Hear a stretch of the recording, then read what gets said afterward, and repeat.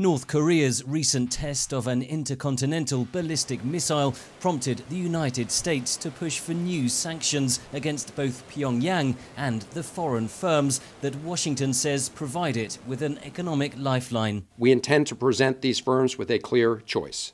You can do business with us or you can do business with North Korea, but you cannot do business with both.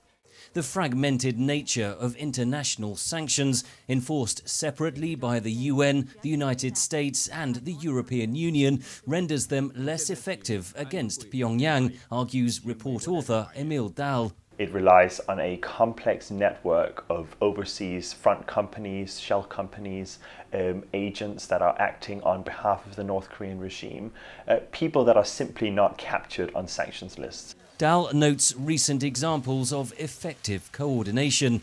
It's 2 years since the so-called P5+1 countries, the United States, China, France, Russia, the United Kingdom plus Germany, signed the Joint Comprehensive Plan of Action with Iran. That agreement saw some EU and US sanctions lifted in return for limits on Tehran's nuclear program. The United States and Europe have also implemented similar sanctions against Russian individuals and companies following Moscow's forceful takeover of Crimea and invasion of eastern Ukraine.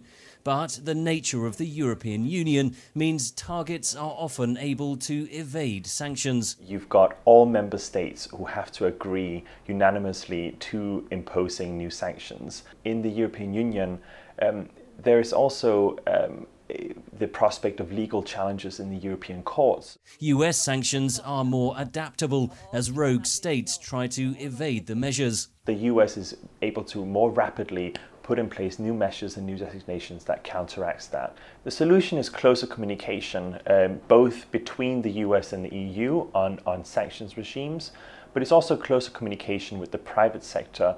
At the end of the day, the private sector is the implementer of sanctions. Britain's EU exit complicates the picture.